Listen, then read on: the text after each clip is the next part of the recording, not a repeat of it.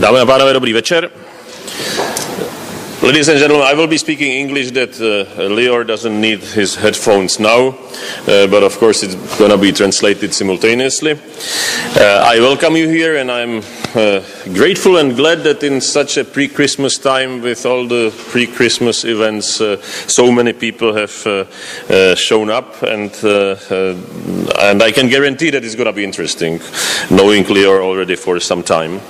There is a great anniversary today. 25 years since the Soviet Union ceased to exist, so we should always remember that. It's also 36 years since John Lennon got shot, but it touched many, but the crash of Soviet Union touched all of us, and we still feel the consequences, and I think positively, at least most of us.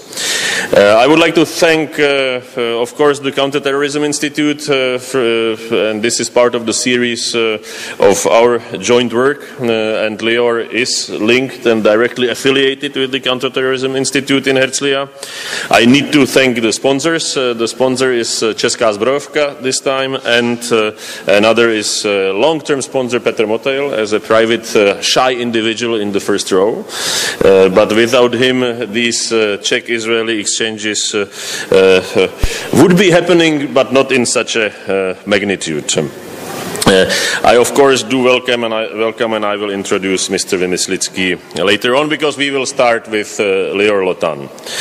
You have his CV. There is not everything in the CV. He has had vast experience in the Israeli military, and then a 20-year already experience of negotiations with terrorists, very different cases, and he will do for 45 minutes some kind of overview, but also he promised to touch specific cases he was involved and to show what it means negotiating with terrorists, what are the dilemmas, how has the situation changed, how has it changed in Israel, worldwide, what is the difference negotiating 20 or 15 years ago, and what is the situation now.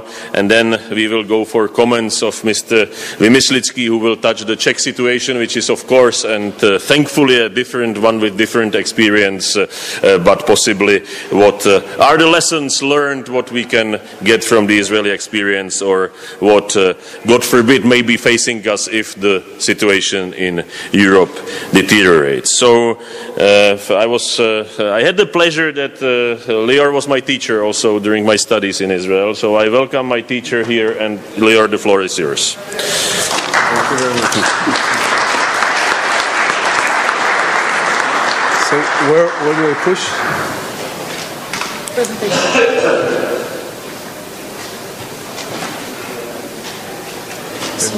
Here? Where do I push? Why? So, I'm sorry. Yeah. So here? Yeah. Okay. I will take it from start. Yeah, from here. Okay. Good evening, everyone. It's a real pleasure being here in Prague and in this institute, and thank you very much for inviting me here. By the way, you were an excellent student. You can assure that, and for everyone who enabled that. I'll speak today about negotiation with terrorists, which is something else than I believe it's here, than anything you know about negotiation in your work line or in your. Sorry, may I put it here? It's. I'll see it. Is it okay? Okay. Anything you know from work line or from your profession as a seller, buying a car, of course, don't try it at home with your loved one, especially not with your kids. It doesn't work. Because we are not speaking about single action negotiation, nothing about only price, nothing about only one issue that you know for sure that this is the problem. In negotiation with terrorists or in every crisis situation, it's not one layer, it's multi-layer, and no one will contribute you the detail what it's important for him. I know, I used to to say a story that someone coming home seeing his two daughters fighting over an oranges. And they crying, and after, pissed off after a few minutes, he tried to cut the oranges in the middle, give one daughter the half and the second one the other half, and he's seeing that they are still very upset. Only then, he asking the first daughter, why did you want the oranges from the first place? And she said, well, we've learned in the high school that vitamin C is very important for us, and I wanted to squeeze all the vitamin C's from the oranges. And the other one, a youngster, told him, we've learned in the kindergarten how to make candies from the, how do you say, the outer side of the oranges. I wanted to make this candy, with an oil and all of that. When he understood that, you understand that he left behind 100% of value. He could have given 100% of orange to one daughter and 100% of pile to the other one, but he decided to cut in the middle just because he didn't invest enough to understand what are the interests of both sides. And understand what is the interest is very important. It's not even the profession of my so experienced colleague that will speak after me, sorry for that, which is a criminal aspects negotiation, because we are speaking about crisis with full hostility, no trust at all. How can you build some kind of connection between these two parts when one wants to kill the other one or even wants to lose his life? His target is not anymore, I want to spend my life. No, on the contrary, I want to do something else. What is this something else? We'll see now. Just to demonstrate that it's not what we think about negotiation, I'm asking you, what is this text? Do you recognize this text?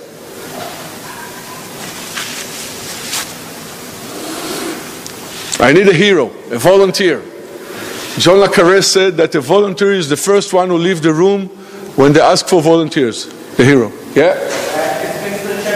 Yeah, exactly. It's Churchill, few days after he became Prime Minister in the United Kingdom, after the invasion of the Nazis to France and all Benelux. It took you less than a minute.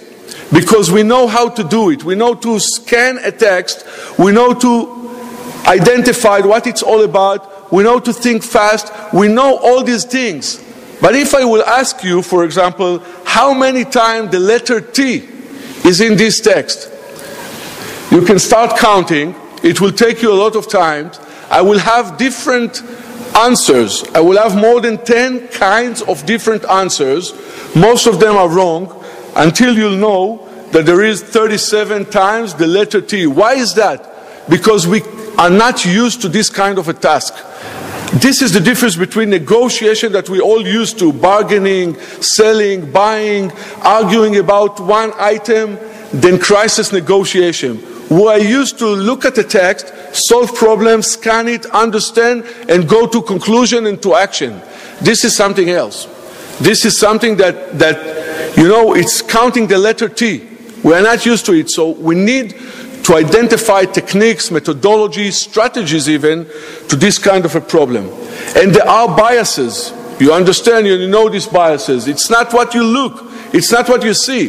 There is a movie called 13 Days about the Cuban crisis of the President JFK. And, the former Soviet settled a nuclear missile in Cuba, and JFK considered it as a casus belli, and he received a lot of, I will say, suggestions, go to a war and all of that. He decided to start a track 2, a secret track 2 with the Russian. But in the other hand, to convince them to withdraw the missile from Cuba, eventually he promised to withdraw missile from Turkey. But in the other hand, he showed force, and he set a marine blockade around Cuba. All the vessels stopped, except one USSR vessel. And they kept moving into Cuba.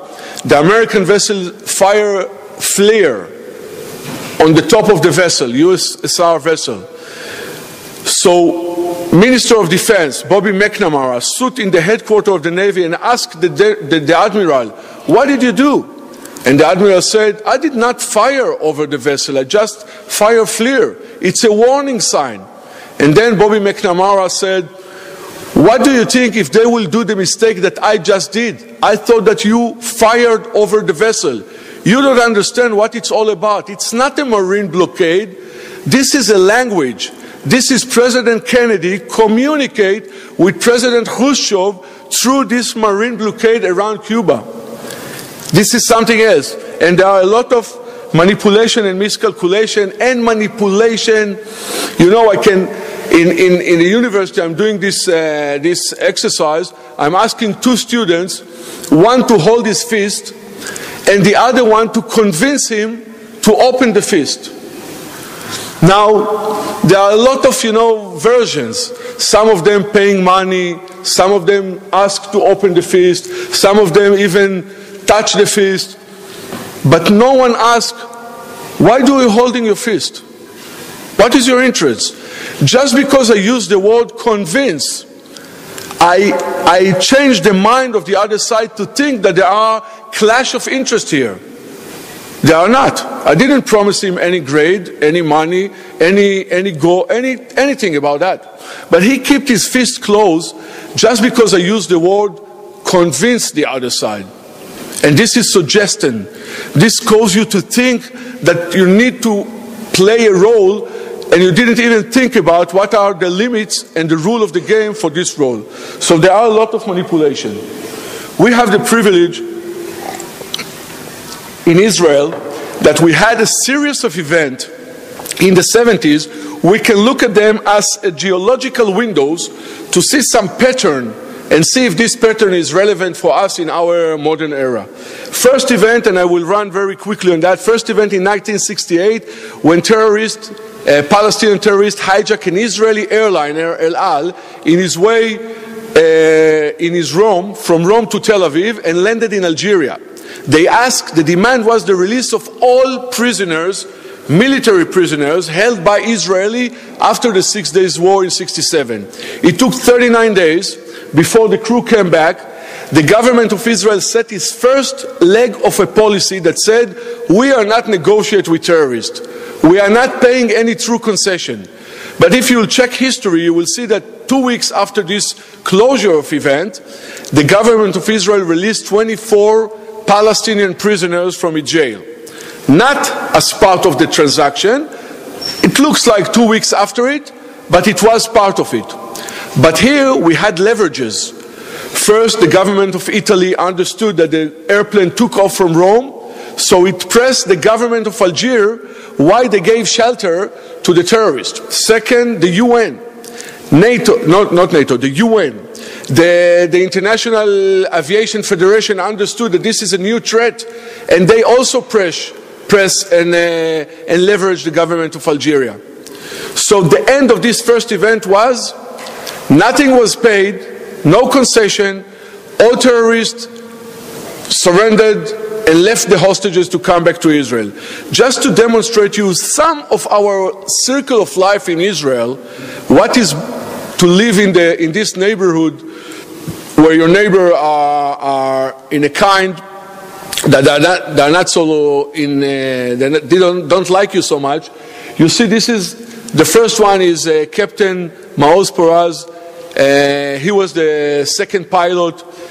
The terrorist even licked the blood on his head because after the 6 Days War, he thought that this is a really good, really impressive achievement to take control over an Israeli pilot. His son was captain in my unit in special forces of the military that tried to rescue this Israeli sergeant who hijacked by Hamas terrorists in 1994.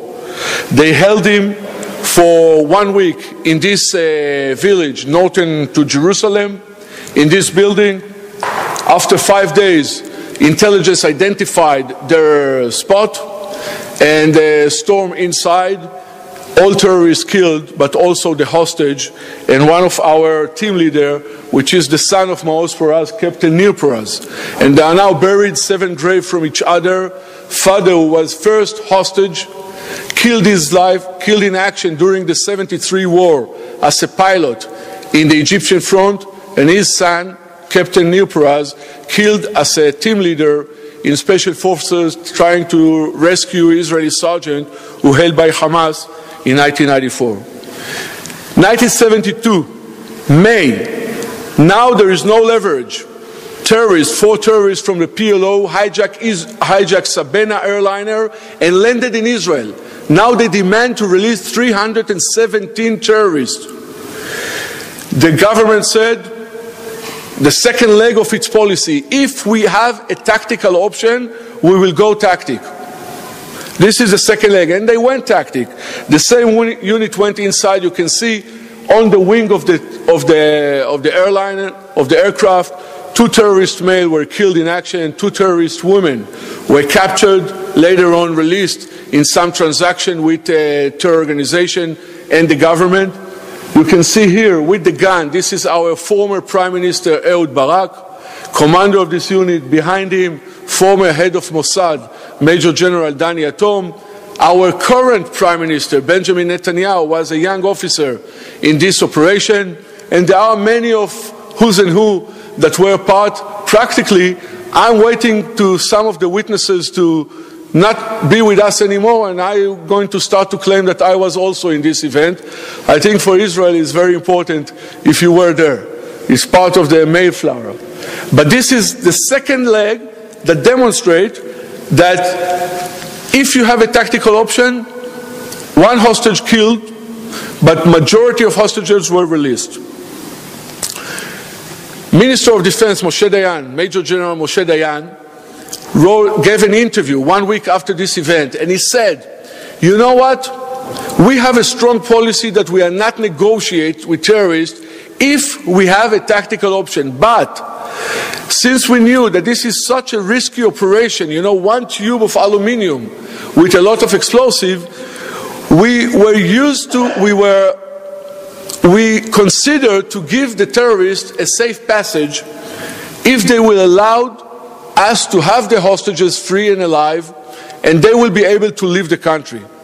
So even Israel, in 1972, when we were very strong, considered a practical approach towards this kind of a crisis, understanding the risk and the complexity of this kind of event. 5 months after it, 1972, the Olympic Games in Munich,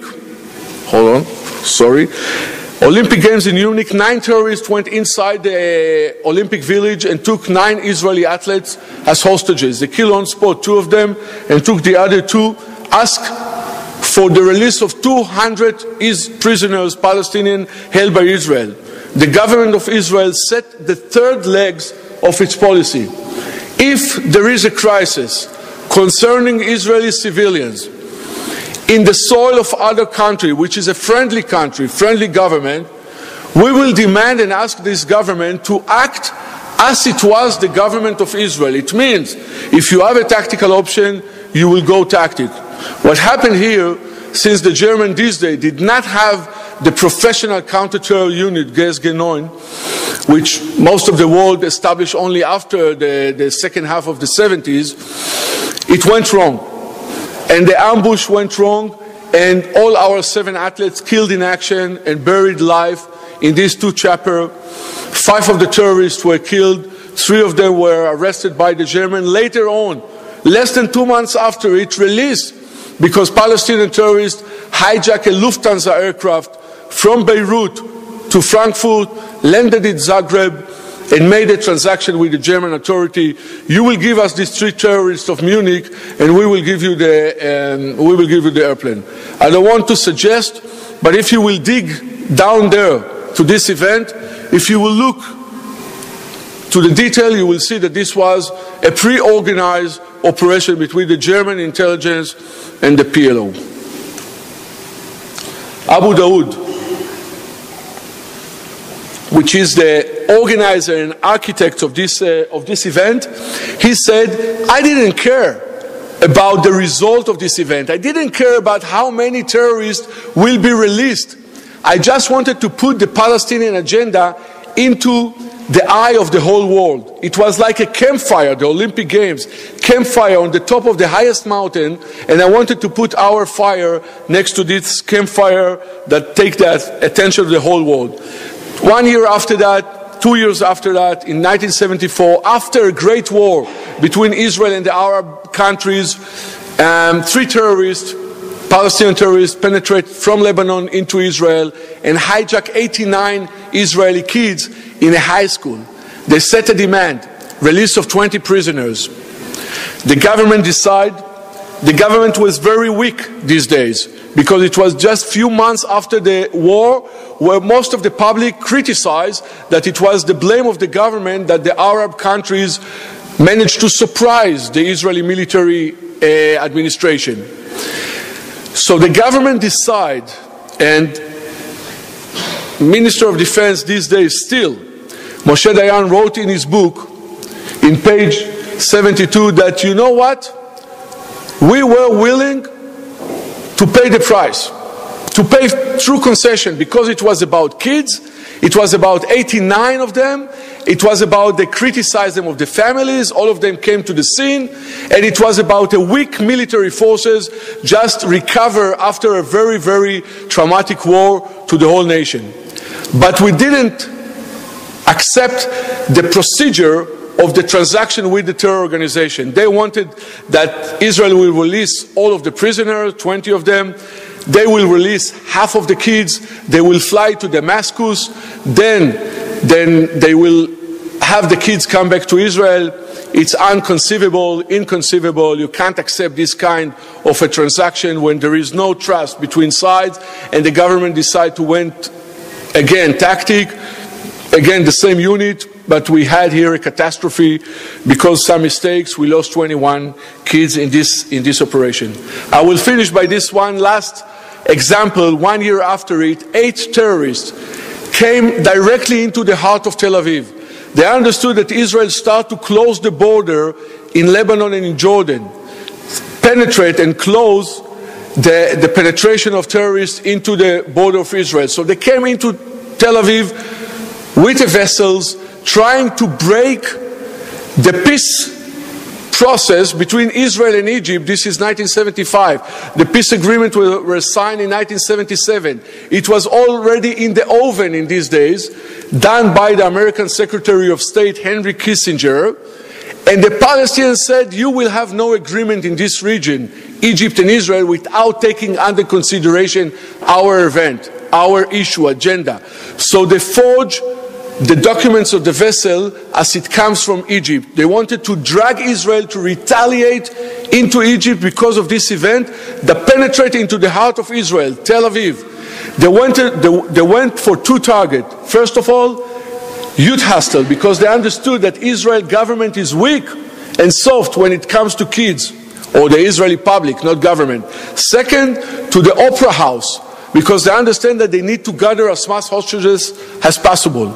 Eventually they lost their ways, went into this hotel, and during this negotiation, this special unit went inside. 7 from the 8 terrorists were killed, 1 of them were captured. We lost most of the hostages, and we lost 1 colonel that was commander of this unit, Uzi Yairi.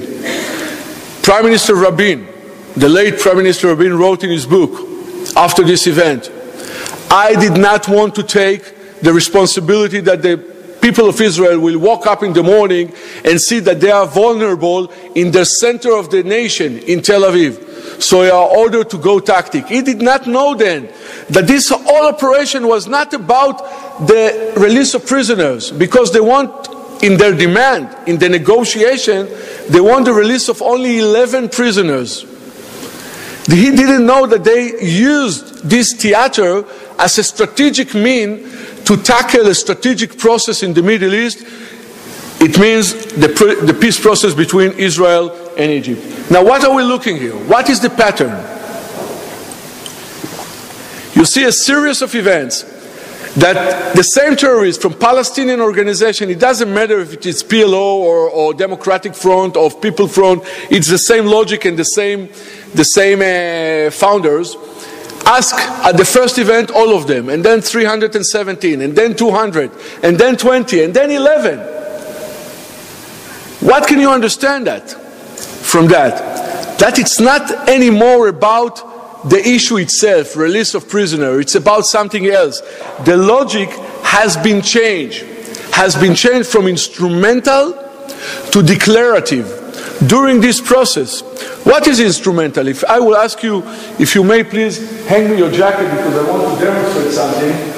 This is one thing, thank you very much. But if I will ask you, sir, I'm in charge of you, you will obey, you will do exactly what you said. Give me your jacket or you pay the consequences right now. Thank you very much. And now we have to tell it to microphone one more time because of the translation. Yeah, no, that was demonstration. If I'm asking the jacket and you giving me the jacket, I think you address my need. Because I wanted the jacket for a demonstration. But in the other end, when I asked, and again I apologize, it's not me, what did I need? What do I need? Do I need your jacket? No, I need to feel in control. I need you to obey. I need you to understand that I'm in charge. This is instrumental and this is declarative. If you will give me your jacket, you will not address my need. You will address what I'm telling you. But I will not tell you what I really need, what are my interests. I will come back to this. I will example it by a small story. In 2002, Operation Defensive Shield. After Black March, when Israel suffered from over 120 casualties in 1 month from suicide attack. The last 30 came from a very awful event when Israelis stood together to the Passover, Pesach dinner, and a terrorist suicide attacker came into an hotel and killed 30 of them. Explode 3 generations in one dinner, grandson, his father and his grandfather. So the government of Israel decided to storm into the Judea and Samaria area with a scale of few divisions and dismantle the infrastructure of terrorism.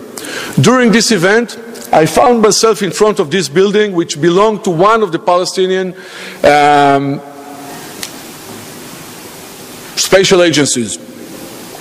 And inside were almost 20 terrorists from Hamas interrogated in the basement and other facilities. The IDF, the Israeli Defense Forces, decided to storm inside with special forces. But we got the option to clear it, to solve this issue without battle.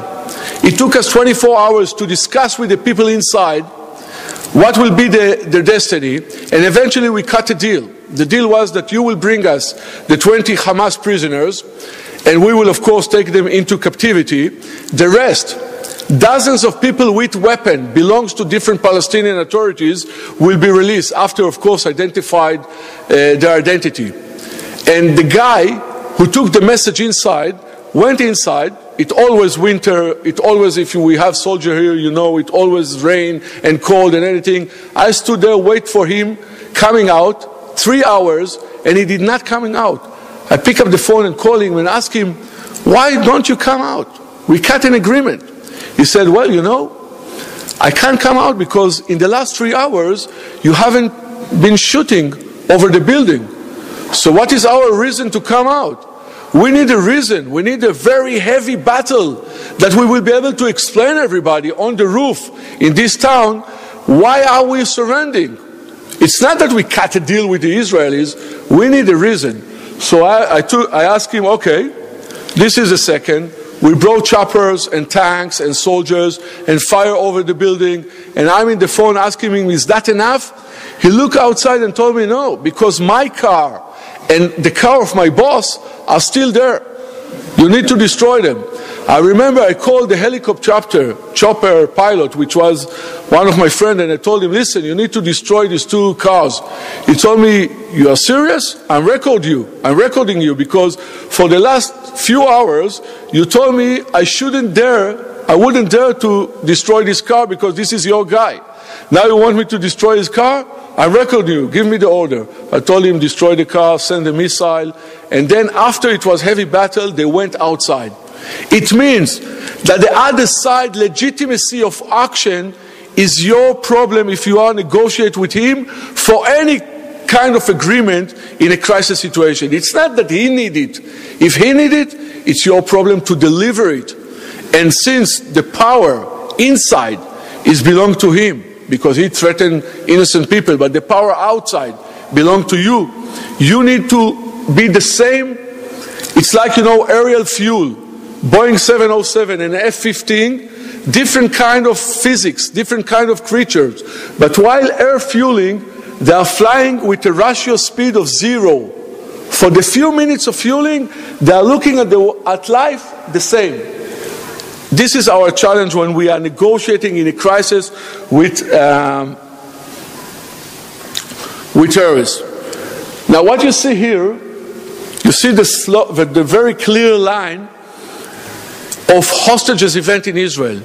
The red line is not hostages event. These are events when terror organizations held Israelis outside Israel, mainly in Lebanon, mainly soldiers, and these numbers are the numbers of prisoners that Israel released to repatriate them. You know what is the difference? The main difference between this straight line and the red line, between the numbers that coming all the way from 317 to 11 and the numbers that coming all the way, high numbers, 100 and 1,000. That in Lebanon we didn't have a tactic options.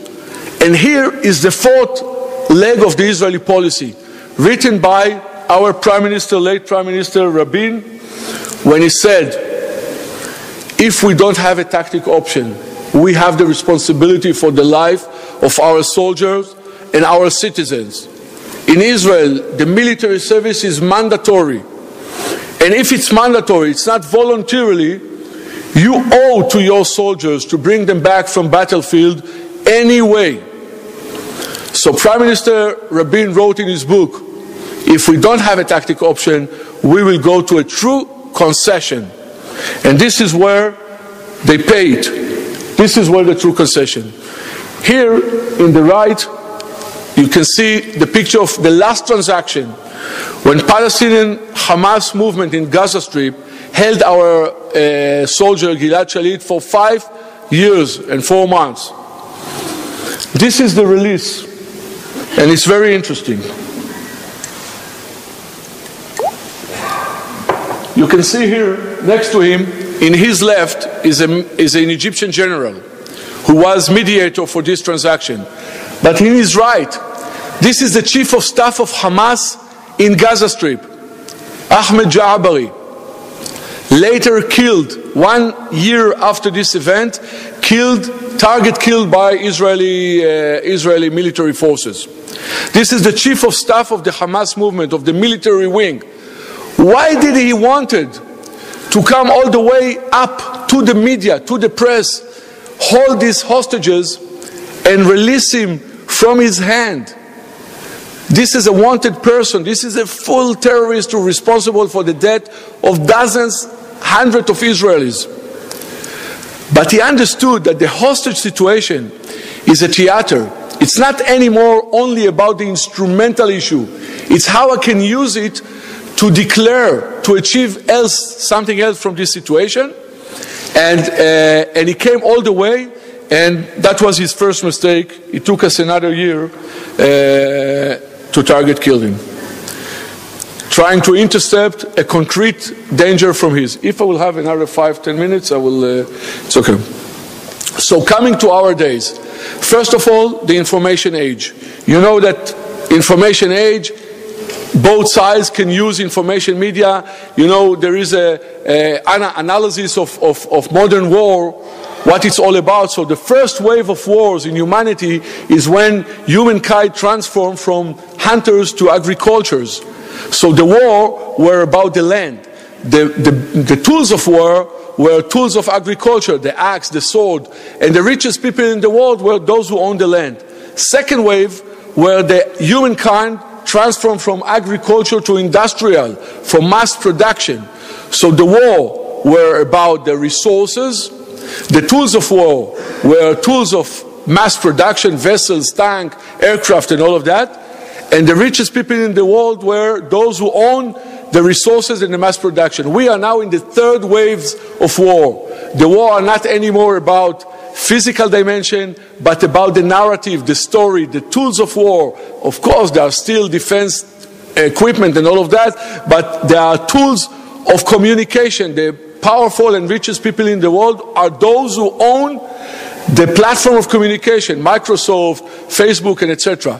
When I took brigade commander course, we spent 2 days to learn how to give an interview to a TV crew, because you can penetrate into the enemy line, you can do your job, you can succeed there, but when you can come back, when you're coming back, you can make the full mistake to the strategy and the interest of your country by presenting different logic or presenting it elsewhere. You know that spreading of radical ideology. This is Michael Bolajo, who headed the slaughter and the British soldier in London, declaring that he is part of the army of Allah. You understand that today the civilization support is very strong for everybody that want to be part of this terror or acting as a terrorist. This is a picture from Gaza Strip playing Gilad Shalit, the Israeli soldier held hostage by the Hamas. These are kids. These are the hero. If you want to recruit one of them as your sources, you can't sell him that he's doing the right thing. This is the right thing, to hold your hostage. And of course, incitement and inspiration in the media that can immediately brought as a wave many kind of ideas and many kind of extremists. And eventually you can see in Israel, in Jerusalem last year, that what you see in the different kind of media platform, and then you wrote, Fadi Alon, in the name of Allah, the merciful and compassionate, today I decided to be a martyr. And the day after it, he went and stabbed an Israeli policeman in his neck. So in this environment, we have the next, and technology of course. Today, terror organization can share high level of technology. These are submarines using Colombian FARC to smuggle a drug into the United States. Of course, all the cyber arena, the ability to finance through a cyber crime. You can see the difference between 9/11, who cost less than $500,000, and all the military campaign to fight terrorism that cost billions of dollars. These are the difference, very easy to operate. It brought us to the new trends, which I will explore in these 5 minutes to demonstrate it. 2002, Zbrojovka Theater in Moscow. Chechen rebels went inside, took more than 750 hostages, 30 different nationalities. First time we saw the Black Widow.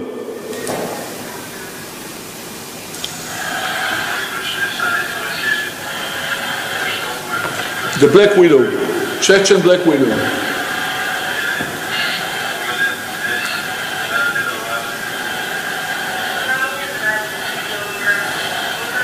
Those women, no, voice is not important. Those women who lost their loved one in Chechnya and decided to commit a suicide. We have one story of this kind of a widow that sat next to a family. Hygiene conditions were very poor in this theater, and she sat next to them and she said, well, father, mother, and daughter, and she said, I'm so keen of you, I like you so much, so I'll sit next to you, and when I pull the trigger, you will kill on the spot, and you will not have injured. This is the level of humanitarian gesture that she wanted to do. This is the level of radicalization. But what did they ask? They asked only the withdrawal of the Russian troops from Chechnya. In this day, President Putin came to regime. He offered his nation stability in Chechnya. They brought the instability from Chechnya to the heart of Moscow, to the Zbrojovka Theater, demonstrate that he doesn't have any way to control the issue in Chechnya, so he's not sovereign enough to control Russia. It's not about instrumental. When you ask government to withdraw, no government will have such an extreme political action as an extortion. It means that you are not looking for a solution, you are looking for something else.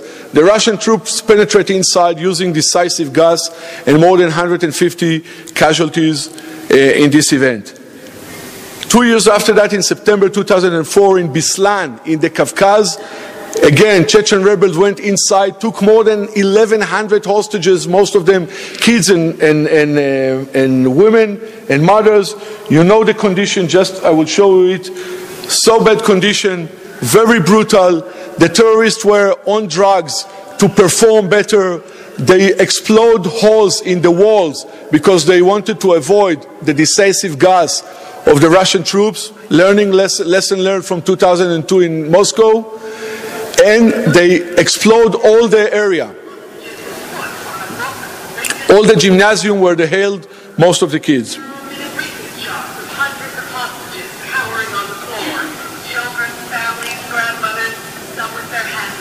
There are evidence about rape and other very brutal actions in this event. Eventually what happened then is a lot of people were outside, different kind of military forces, a lot of civilians with arms. What happened is a mistake. Ambulance came inside to evacuate 2 bodies. 1 booby trap were exploded. Nobody knows what happened. But a hell started and a battle of over more than 10 hours. When at the end of this battle, all the gymnasium were blown. 330 people were killed. Most of them kids. Just want to show you one thing here.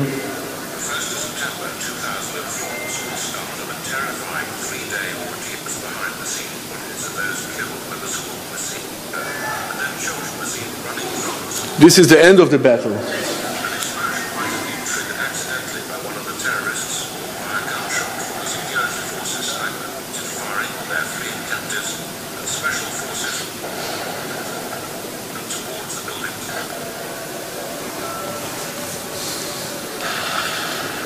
The demand were 2. Withdrawal of the Russian troops from Chechnya, but on the other hand, release of prisoners who held in Ingushetia and North Ossetia few months before this event. Instrumental and declarative, but creating a tactical event that cannot really solved by the authority. Thousands of people, kids, a lot of chaos. Mumbai 2008 just want to demonstrate that 10 terrorists from Lashkar-e-Toiba in Pakistan crossed the border, crossed the sea, went into Mumbai, attacked simultaneously 10 targets, train station, Taj Mahal Hotel, police station, Jewish hotel, and etc., and held this town for 60 hours, demonstrate that the government is incapable to hold and stable the situation for 60 hours.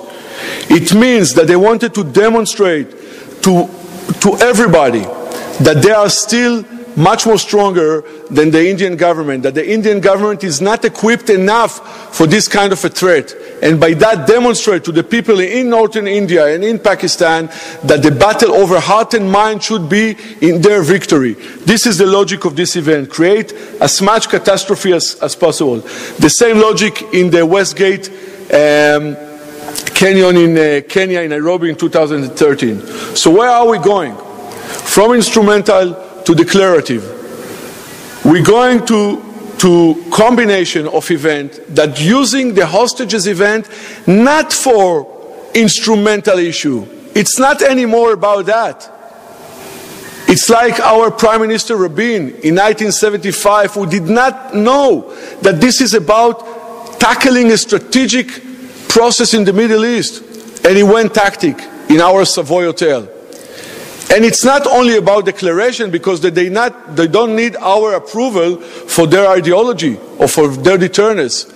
It's about not influencing reality, but changing the reality in a manner that will create as much chaos by attacking simultaneously target, by holding hostages, by using our soft area in our system that we care about the people, we are responsible for the people, and holding as much attention as can be to this event, by this attention spreading the message that we are stronger than our enemy. What we need to tackle it, we need skill. I want to tell you one thing about skill, because my colleague here is very professional in this aspect. I don't see a hostages negotiation as a battle in OK Corral. It's not about being fair. For me, it's like polo ball in the water. That up on the water, everything is according to the system. But under the water, you're doing anything you can to dismantle, to shake your opponent, to drag him down, to destabilize his position. This is about skill. I want to show you something. Look at that. This is about culture. This is American soldiers trying to train Iraqi policemen in Iraq. The order are very simple. Up, yes, no. Look about how many ways the Iraqi policemen doing. Even if you have a very simple issue, you cannot trust that the other side will understand it as you want it. 1, 2, 1, 2. No, no, no. I very much like this guy. He's my favorite. And eventually, it's not only about skills, it's about strategy. If you analyze all documents of American and European regarding terrorism, you won't see one word which is very important for me. Victory. You remember Churchill? He said, victory in 1940, at the beginning of the Second World War, when all German troops blitzed into Western Europe. He said, we are aiming to victory. And JFK, President Kennedy, when he said, we are going to be on the moon, he said, the mission is very clear, landing a man on the moon and returning him safely to Earth. So we need a clear strategy, clear declaration of what we are looking for, to cut from it our tactic and our methodology and our procedure and concept of operation and skills. But we need to know what are we looking for. In our area, there is no other goal than survive and victory. We cannot afford anything else. And from that, we are cutting all our area.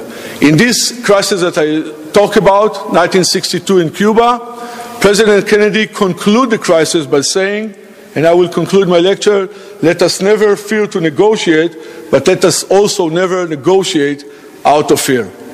Thank you very much.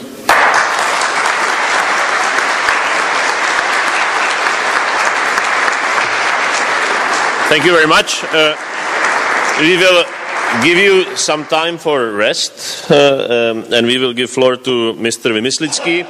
In Israel, and the situation or the structure of the negotiators is slightly different, and of course slightly much more on the shoulders of the army.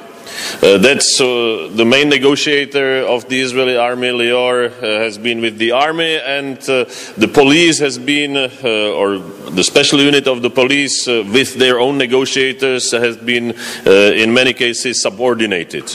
In the Czech Republic it's slightly different. Here the national coordinator is part of URNA under the police and part of the then special police forces, and it's my great honor and pleasure to welcome Mr. Vymyslický, who has been dealing with these issues for 25 years. And let's hear some Czech angle, Czech experience, which is of course quite different, and we hope not to see anything similar to what has been seen here, but unfortunately we may. So, je to vaše.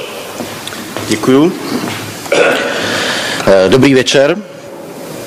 Já, když jsem viděl tady hlavnou prezentaci, tak a když jsem viděl tu spoustu teroristických situací, které museli řešit, tak jsem vlastně strašně rád, že já do té naší prezentace nemám vůbec co dát. Zatím. Ono to bude možná ještě nějakou chvíli trvat, ale musíme se připravit na to, že to, co se děje v Izraeli, se možná jednou může stát i u nás. A musíme dělat maximum pro to, aby jsme všem těm věcem předešli. A myslím, že to je teď hlavní úkol boje proti terorismu v České republice. Ale to není to, o čem jsem teď chtěl mluvit. Já myslím, že pan Pojar tady říkal, jak to vypadá v Izraeli s vyjednáváním. Já bych vám teď rád řekl, jak to vypadá s krizovým vyjednáváním v České republice. Pan Pojar říkal, že otázka krizového vyjednávání patří čistě do kompetence Policie České republiky. Pokud vím, tak krizovým vyjednáváním se v České republice zatím nikdo jiný na plný úvazek nezabývá jako my. Asi bych začal organizací, jak to u nás funguje. U nás odpovědnost za vyjednávání v případě terorismu nese útvar rychlého nasazení Policie České republiky. Je nás tam několik vyjednavačů, méně než byste asi čekali, a proto klademe velký důraz na to, abychom měli vyjednavače také někde jinde, a to naše úsilí, kterému jsme se věnovali poslední roky, spočívalo v tom, že jsme se snažili vycvičit vyjednavače pro každé krajské policejní ředitelství, a tím se nám také podařilo to, že když se něco kdekoliv v České republice stane, máme tam vyjednavače v řádu minut, což mi připadá jako obrovská výhoda. Takže je to tak, že v České policii kromě nás na útvarech nasazení funguje dalších zhruba asi 150 policejních vyjednavačů, ale to nejsou vyjednavači na plný úvazek, což vás jako daňové poplatníky určitě potěší. Mají svoji vlastní práci, pracují u kriminální policie, pracují u pořádkové policie a vyjednávání mají pouze jako specializaci, takže přes den se věnují svojí práci a v noci, když je někdo zavolá a je potřeba vyjednávat, tak se seberou a jedou.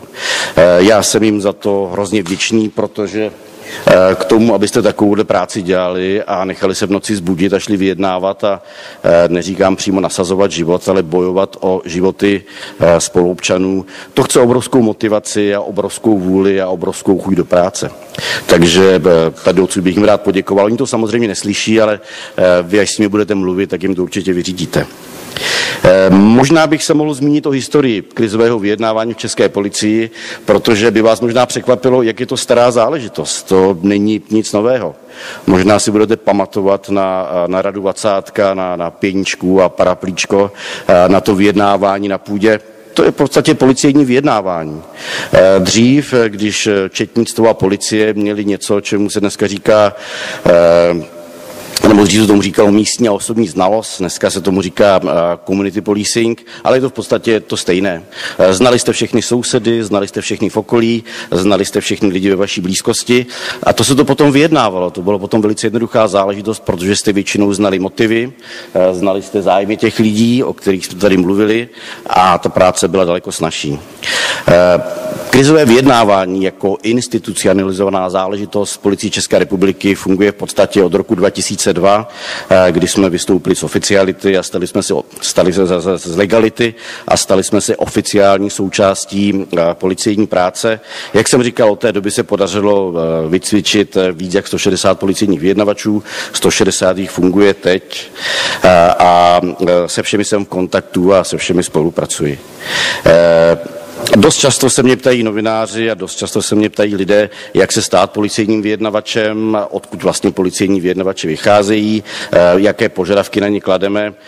V podstatě nějak přísné. Není to až tak komplikovaná záležitost. Na co klademe vždycky největší důraz, tak jsou samozřejmě profesní, ale taky osobní a životní zkušenosti. Já vždycky říkám, a někdy neúplně žertem, že policejní vyjednavač musí být minimálně jednou rozvedený, aby dokázal pochopit sebevraha, který chce z nějakých bilančních důvodů spáchat v 50 letech sebevraždu, když mu odešla žena, odešly děti, přišel o barák, přišel o práci, nemá vůbec nic, tak to chce určité životní zkušenosti. A tak stejně důležitá věc, které se říká romantická zamilovanost. Když vyjednavač musí mluvit s člověkem, který ve 20 letech nechápe, že první láskou, která odejde, nekončí život, tak ta zkušenost je strašně důležitá. Vědět, co to romantická zamilovanost je a co to je, když člověk opravdu vnímá jenom některé věci. Když vyjednavače vybereme, tak je vzděláváme. To vzdělávání je v podstatě po celou jejich profesní kariéru vyjednavače, protože to není jednoduchá záležitost. Ten kurz vyjednávání je velice náročný, je 14denní, ale 14 dny to teprve začíná. Asi bych se taky měl zmínit, a to je jeden z taky častých dotazů, který dostávám, co vlastně policejní vyjednavači dělají, jaké je spektrum jejich práce, protože já jsem říkal, že my naštěstí zatím těch případů opravdového terorismu tolik nemáme, a asi vás zase překvapí, že až 80% naší práce tvoří případy vyjednávání s osobami, které chtějí spáchat sebevraždu.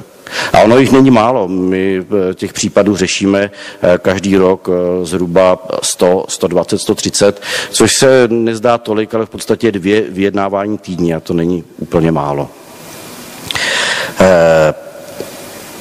Myslím si, že na úvod, nebo než spustíme dotazy, abych vám řekl, jak to z vyjednávání v Policii České republice vypadá, by to mohlo stačit a já předpokládám, že asi většina dotazů tady nepůjde na mě, ale půjde na kolegu, protože já jsem tady pořád, ale on je u nás v České republice výjimečný host.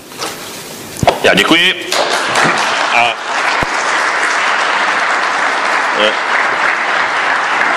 I will start with the questions. Lior, you want to sit or stand? How did it happen that you became negotiator after you served in Sayeret Matkal, the most elite unit, and then you ended up in a long career of negotiator? In 1994, in this event where I show you Captain Poraz lost his life, I was wounded. I was also a squadron leader here. I was wounded 3 times during this operation.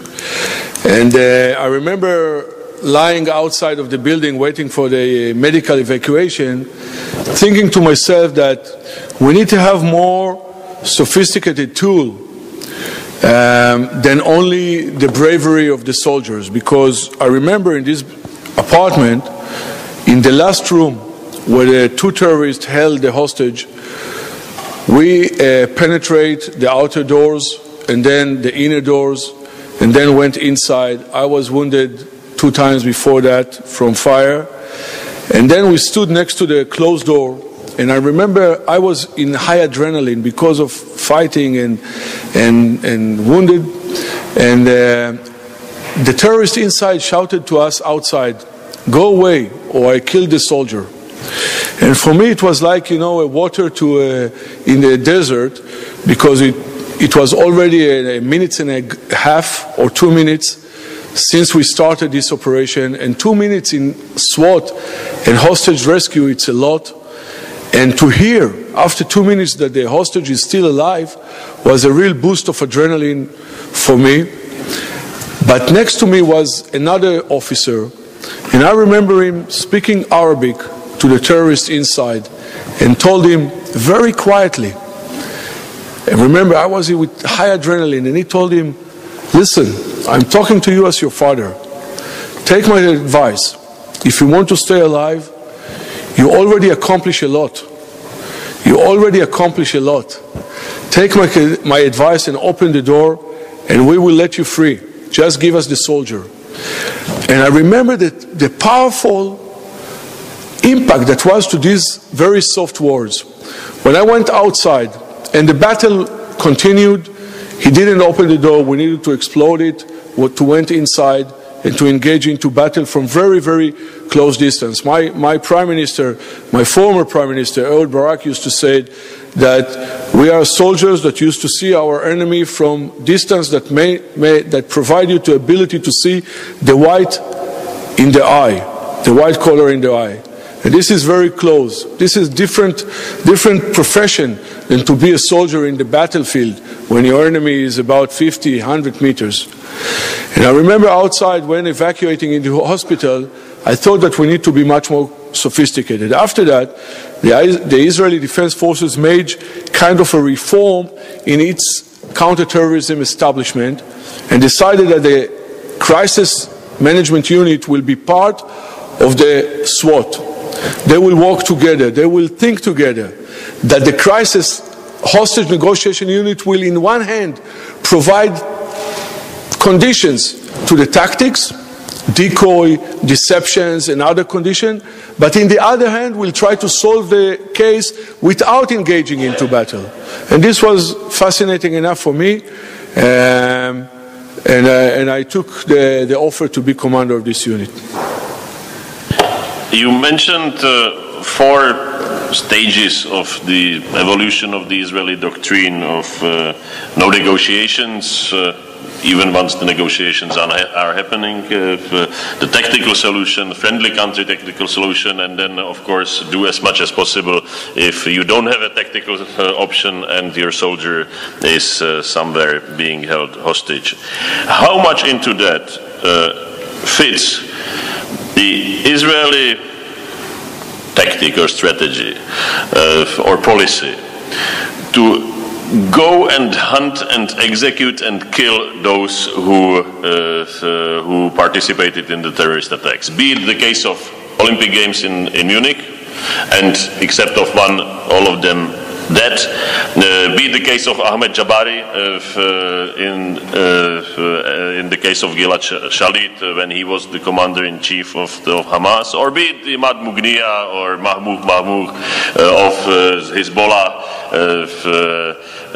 and those who then sooner or later lost their life. Is it part of the negotiation strategy, or is it just a side effect and part of a broader concept? First of all, just for the record, Imad Mughniya, based on foreign press, it's not us. And Jabari is a target killing conducted and claimed by the IDF. And the issue of Munich, it happened on European soil, so it's not us. But you are now entering into a different or additional aspect of target killing policy. In Israel, there is only one criteria for this target killing. It's not revenge, and it's not we will go and prosecute you after what you already did. It's only one criteria. If this is the only way to intercept a concrete danger of conducting a terror attack. So if Ahmed Jabari, 1 year after releasing our soldier Gilad Shalit, would have become a vegetarian and a philosopher and leave his terror activity, we would try to bring him into trial, but he would have stayed alive until today. So the criteria is concrete danger and activity to perform a terror attack. Now, but in the other hand, you know, I was in charge of negotiation over the Church of Nativity. It's in Bethlehem. It's the second holiest place of Christianity in Operation Defensive Shield in 2002. It took us 38 days. Inside were 200 people, 13 of them with blood on their hands, terrorists. Another 26 involved in terror activity, went into the Church of Nativity when the beginning of the operation, took shelter and held around them about 170 innocent people, even though 100 of these 170 carry gun because they were part of the Palestinian authorities. It took us 38 days with some brutality, some violence, but a lot of negotiation, a lot of dialogue with the people inside. Eventually we cut a deal that basically was these 13 terrorists expelled from Israel, and they are not in our area anymore. They are in some European countries under the captivity of the local government. The 26 terrorists that were involved in terrorism inside, but not on blood on the hands, were expelled to Gaza Strip, and the rest were released.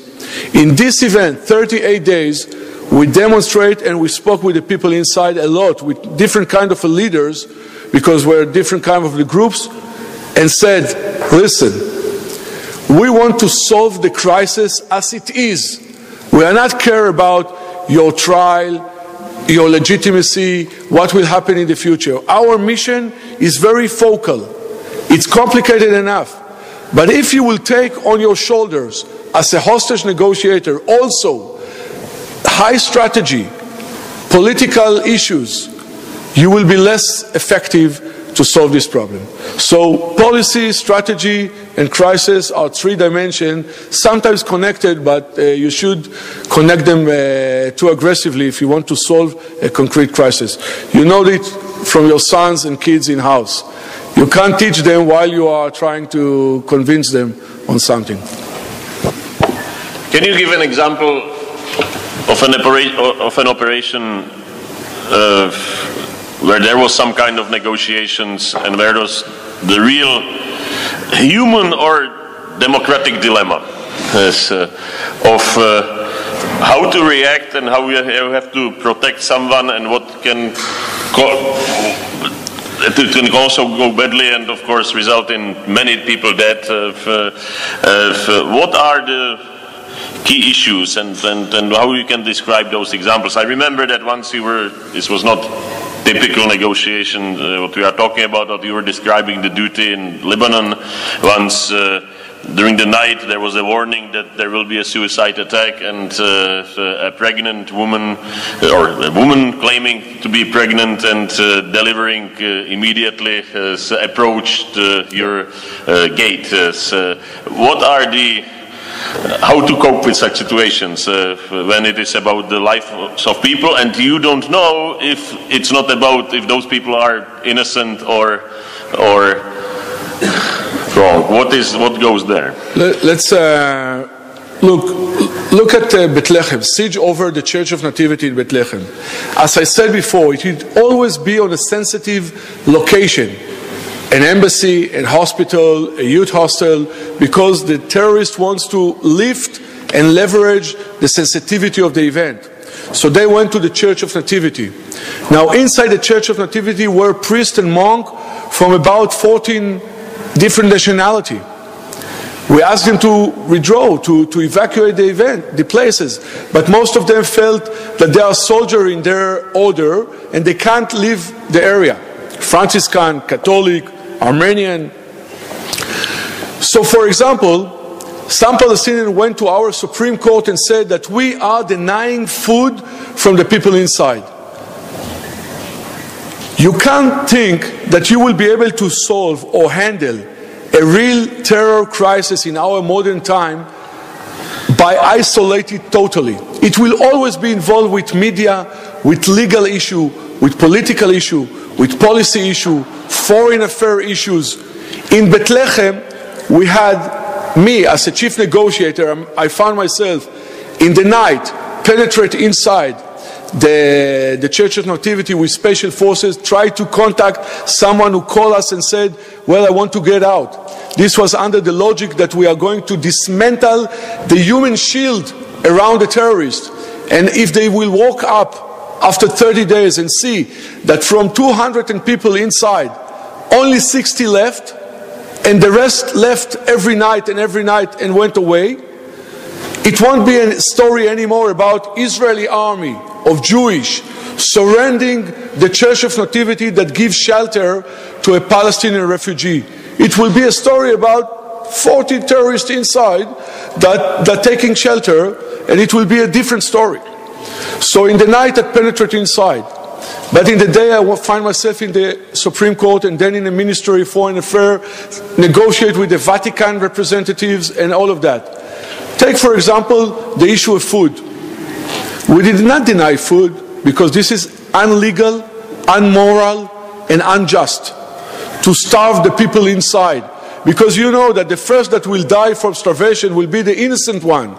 Those with the weapons will take all the food for them, which was happened. But we offer them food for one day. And tomorrow, come back again to us and negotiate again for the next portion of food for another day. By that, what you gain in your profession as a negotiator? A lot of transaction, a lot of communication, a lot of bargaining, a lot of relationship, a lot of communication. You can see who's and who's in charge. You can lift the power of someone. You want to evacuate wounded people inside? I will give it to you. You want to evacuate? I will not give it to you. After 10 days, everybody will see that you are the man. You are able to provide them food and beverage and evacuation and medicine. And I will do it if you are moderate, if I can cut a deal with you. So the ability to go to the system, the legal system, the political system, with a clean hand is part of your responsibility of a crisis negotiation. But I will take it much further. We as an Israelis living every day in this democratic dilemma. Hamas now holding 2 Israeli citizens, civilian, who crossed into Gaza Strip, and 2 bodies of Israeli soldiers who killed in action during the last military campaign in 2014, summer 2014, and refused to release them. They demand release of prisoners. Now the nation is debating, should we release of prisoners? and by that jeopardize the security of the other people who can be victims to their terror attack? We have responsibility to bring that, repatriate our soldiers and civilians. But what should be the price? Should the price be something that jeopardizes the security of us? And this is a real dilemma that the nation is part and debating on that, and the political figures thinking what is the right balance and the right path, how to solve this kind of an issues. So negotiating with terror organization in our modern era is never simple. It's never clear-cut about one single issue. It's not about price. It's about price and value and national security and political issues and national heritage and sovereignty of the government, and a lot of components that you need to put inside and calculate them and to see if you can solve this kind of a puzzle. So I will open it to your questions. I remind you just questions, and before you raise hands and I see some and you get the microphone, I have another question. Going back to your presentation, and where do you see the trend is going and what will be the future? Because still Dubravka and Beslan, it was a hostage case situation where they eventually wanted to blow themselves up, but not immediately. But if you look now into the situation of Bataclan, or into Orlando shooting, or in most cases of terrorism in Europe, that was, and of course we have many examples from Israel, that was a suicide terrorism of those killing and doing as much harm as possible, killing as many as possible, and there was basically no space for negotiations. That's right. So no space even for negotiations for delaying the process and getting all the necessary forces on the stage. Is that the future, or is it still going to be combination, or where we are heading? This is the $1 million question. I'll tell you, I'll start answering with a short story. We used to have a trend of terrorists went inside a settlement in the West Bank or other area and just kill everybody they can. Just penetrate into a house and kill the whole families. It used to be a few years ago, and we as an operators, we jump to run into all these settlements and try to see what we can do. In one event, I found myself, and most of the time we were too late. Either the local troops killed the terrorist or he managed to run away, but the sites were very strong sites. Mothers and kids lying on the beds, mother trying to cover the kids. It was radical people who went inside just for killing, nothing else. And I remember in one event, we arrived relatively rapidly, and when we maneuver into inside the settlement, I saw one of the terrorists cross the road. He went inside, he went into a light, into an apartment that he saw, and when he crossed the road, he saw us coming running from the left side, and I remember his vision. He looked at us, and he didn't even react. You know that as a tunnel vision aspect. He was inside his tunnel, looking straight and going directly to do what he meant to do in the first place. He didn't even react to anything else. Of course, we managed to intercept his will. Having said that, our challenge today is how to negotiate with someone who come to kill himself. And his goal, his achievement, is to kill as many people as he can. So one of my suggestions, and this is very professional, we will need to go deeper on that. One of my suggestions is to change the paradigm. In classical hostages event, as my colleague knows very well, you want to reduce the profile of the event. You want to lower the profile, to calm down everyone, to reduce adrenaline, to show him that it's not about the Prime Minister, it's only about you and me. Now it's me talking to you. I was in Bethlehem In Defensive Shield Operation 2002, I was a lieutenant colonel. But the guy inside was a colonel in the Palestinian Authority. So I promoted just in the scene, not when I went home, to the colonel. So I will sit with him as colonel to a colonel. But when we're dealing with someone, we already achieve anything he can by just performing the event. He doesn't need anything from you. Not his life, not anything. You need to change the equation, change the logic, and maybe lift the profile of the event, because then you have something that he appreciates. He accomplished already a lot. He accomplished a lot, and now you can spare your life and be a soldier in the next event. You don't need to die, because you already attracted a lot of forces and media, and your statement went outside to the world, and etc., etc. If you have additional few minutes, I want to, with your permission, in other event, very, very serious terrorists took shelter in some Palestinian official building. And we went outside. And I understood that his mother, talking to him via the phone, and encouraged him to commit a suicide. She told him, listen, your brother, which was much braver and famous and important than you, killed during a battle with the Israeli forces. So you need to pay a man. You need to be brave as him. You need to provide honor and dignity to our family. You know that when there is a communication between someone outside, you will maintain this communication if it's stable, the situation. But if it's not stable, you will cut it. I went to this mother and told her, listen, you need to call him, because I want to tell you to change your narrative. You think that your son will be killed by Israeli troops, will become a hero, will be a legend in the town. He will be able maybe to kill some Israelis. But I want to tell you another story. In the reality, what will happen is that we will bomb this building. We will crash it. We will wait 2 days. Then we will send the dogs.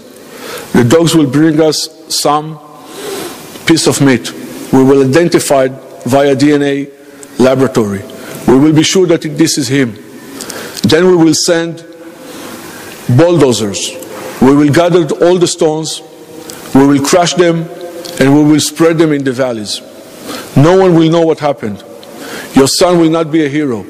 He will not even see one Israeli. So if you want pride, if you want glory, I can give you your glory. Tell your son to surrender. We will take him to prison.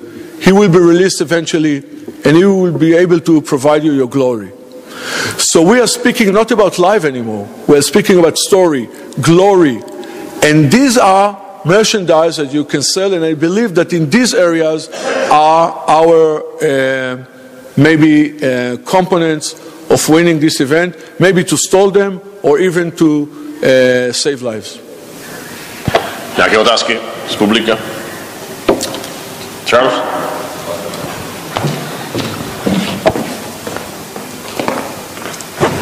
Thank you, Tomáš. Charles Ross, European Anti-Corruption Center. Thank you, Colonel, for your presentation, and thank you, Officer. In today's world, as we've seen from the Israeli experience, the tactical problems which you have faced in your career are frequently of strategic importance to the government, and it's not an exaggeration.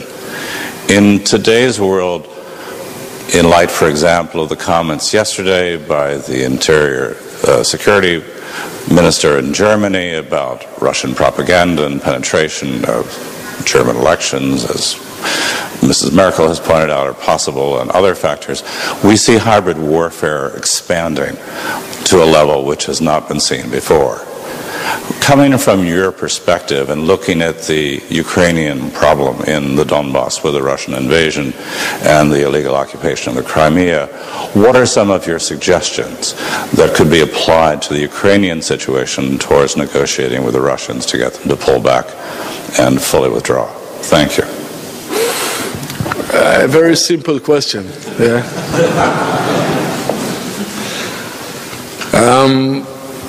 You know, I won't go direct to your very complicated question, but I will tell you that from my experience I've learned that if you are managed to spread between military issues, civilian issues and political issues, of course strategic issues, it might benefit more than combine them together to one table. So there is a military issue in east part of Ukraine. There are political issues inside Ukraine. There are, of course, foreign affairs issues between Russia. And I would suggest that, first of all, describe very well what are the goals, the immediate goals, the realistic goals, and strategic goals. And then you decide about your gameplay, your game plan. What do you want to achieve? And then select your tools to achieve it. Sometimes I've learned that when you send military persons to solve very concrete issues, it's done. Because they speak only about the physics of the issues, not about the high level of strategy and political issues. And it can be, I've heard a joke just this morning flying here. Why? And I, of course, apologize. No, I will skip this joke. It's inappropriate. I remember other joke that combine terrorism and lawyer. And I'm a lawyer, so I can allow myself that, terrorists hijack an aircraft full of lawyers. And they set their demands that if the government will not release prisoners, they will start releasing the lawyers to the streets one by one. So, but coming back to your question, here it is. Cut it to a different level and physics of issues. Start where you can cut a deal, even if it is a local deal, a regional deal, even if it is very, procedural deal, and from there put your layer up to bring it all to one table. With different kind of discipline, different kind of agendas, it is never work. It's too large to solve.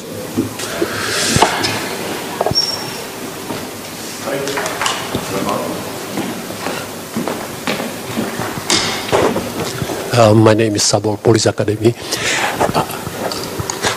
I'm sure that you study strategy of terrorists or potential terrorists, and there are some differences, and of course this may affect effectiveness on successful negotiation. To which extent you take into account the differences between different terrorist groups, or their different approach in such critical situations?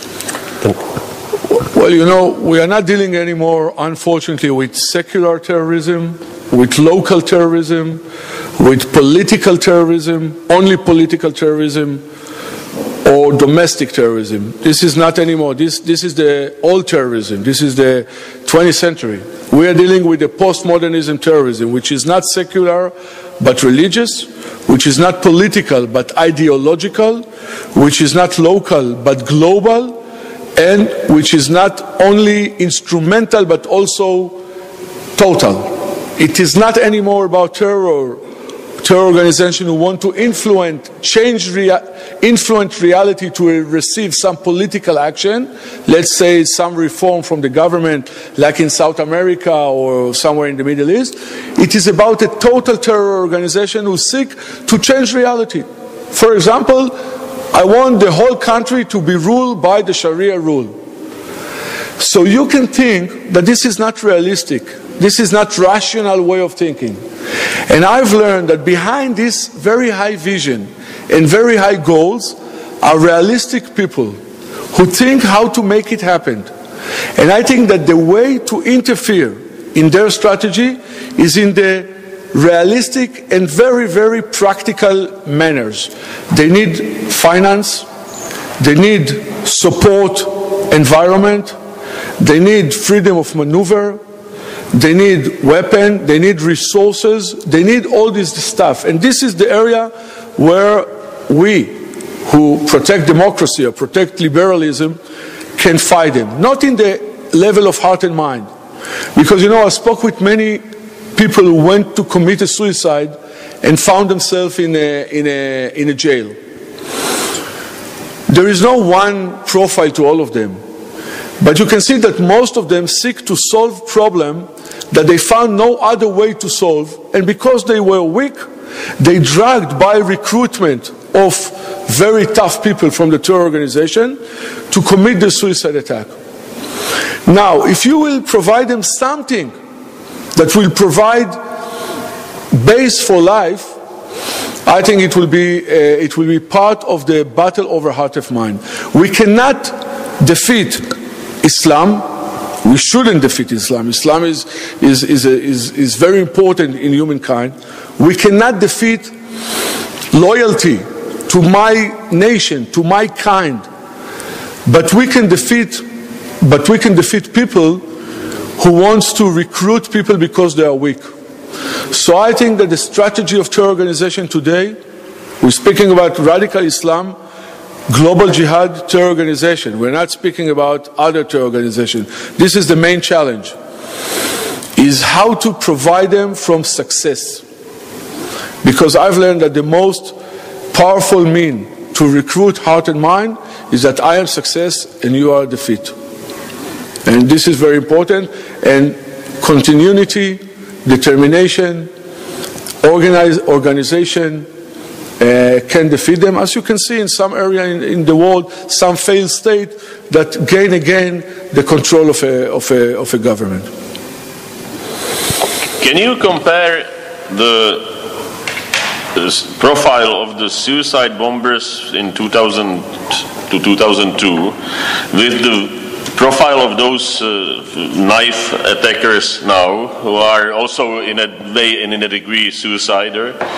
Is it true that the suicide level among the Palestinian population has dropped now? That some people in this last wave had suicidal tendencies, and this was their way of suicide, because you can really carry it on yourself. You don't have to do the bombs and everything, which is more complicated. Or what is in the mindset? What is different? In one aspect, it is reducing, as you said, because take for example one data from the 90s. It took about 3 weeks to recruit an organized suicide attacker to his mission.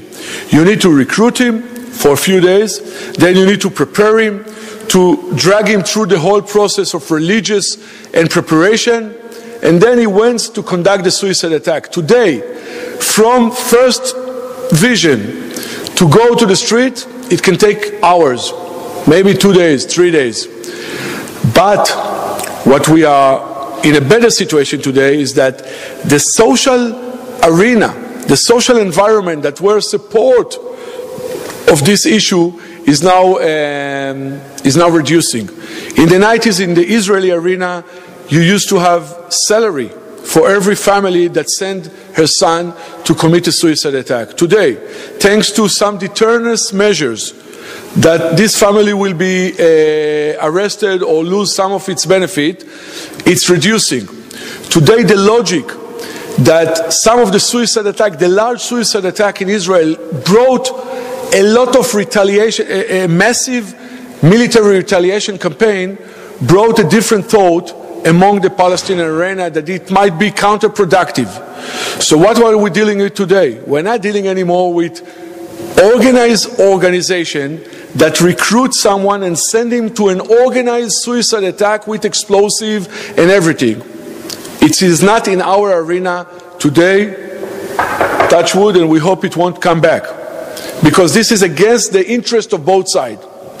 What we are seeing today is people that inhale, I will say, bad influence and bad ideas from the internet and from the media, from other platforms of communication, and decide from themselves to be part of this issue, to protest. Now they are not thinking about, let's say, I will come back from this action.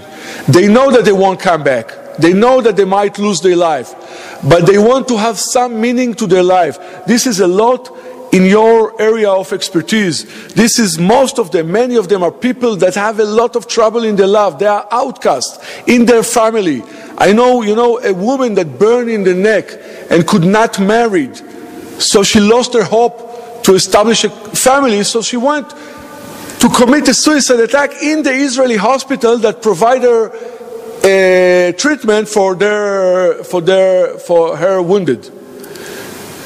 She went there to solve her problems.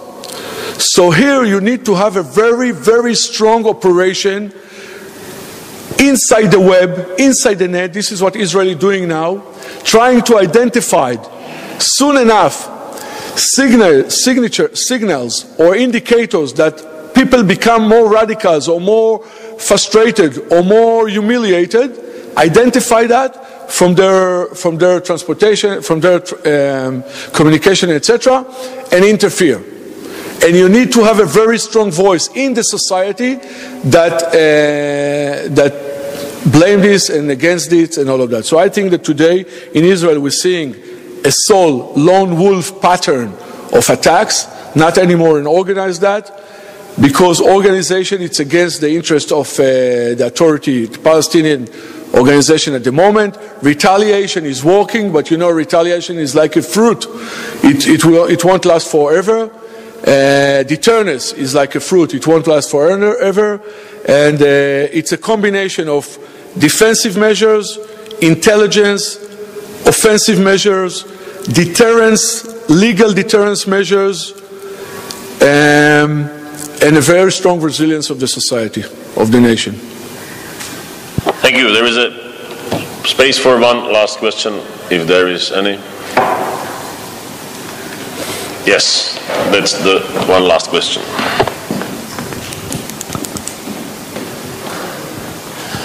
Good evening. My name is Wojciech Bieli, and I would like to ask you, I'm quite amazed by the huge responsibility you must have as a negotiator with terrorists, seeing the fact that the fight between terrorists and government is way more greater than just some ordinary negotiation during a robbery or whatsoever. So I have two little questions. The first one, to what extent do you have to follow some particular steps? Is there some sort of book with prescribed rules how to proceed? And the second question, have you ever experienced some sort of conflict that you are given some sort of orders which you were not comfortable with, or you even disagreed with that? Thank you very much. Sorry, what was the first question? Can you repeat? Yeah, my first question is, to what extent do you have to follow some particular steps or rules? Is there some sort of book of rules you have to follow in each case of negotiation with terrorists? Yeah, that's it. Thank you. I will say that first question is that hostage negotiation is a profession. You can see that my colleague, expert on that for many years.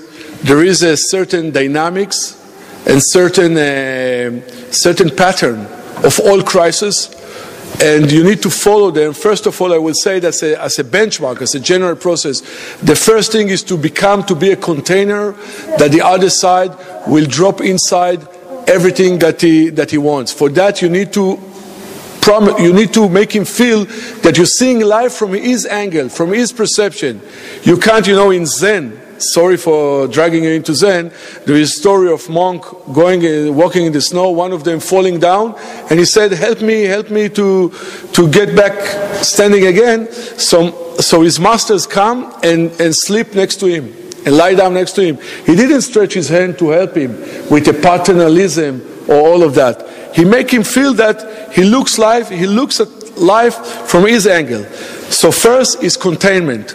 Only then you can drag someone from his position, not by talking politics, not by talking, high-level strategy. It is always, in my colleague profession, in my profession, it is always about people. What connecting people, personal need. If you don't need to live the other day, you need something else. You need me to be your audience. You need me to be the witness of what you did. You want the meaning of what your action. So if you want me to be your witness, you need something from me. And then I can be, and I can do it. There are a lot of pattern, a lot of sequence. I will not offer you something when you are high adrenaline. I will wait until you will calm down. I will not offer you something which I want you to take, because I know that you need to spend time with your inside conflict to agree or not, and etc., etc. So there are many rules and many sequence and procedures, and I will be happy to elaborate on that. Second, I was fortunate enough to serve with people that I know, to grow up with them, to be in a kind of a unit that have a lot of freedom to decide on the spot what to do on a sensitive operation. So I don't believe I received the wrong orders, and when I did, I was in a kind of a unit that able communication and dialogue between you and your superior to identify what you know. For example, target killing. The pilot to press the button need to be sure that this is a true and just target, because otherwise this is a conflict. And all of us wants to feel that we are patriot, that defending our nation and country, and not more like our enemies. Thank you very much for your listening. Appreciate that. Thank you very much. Thank you very much.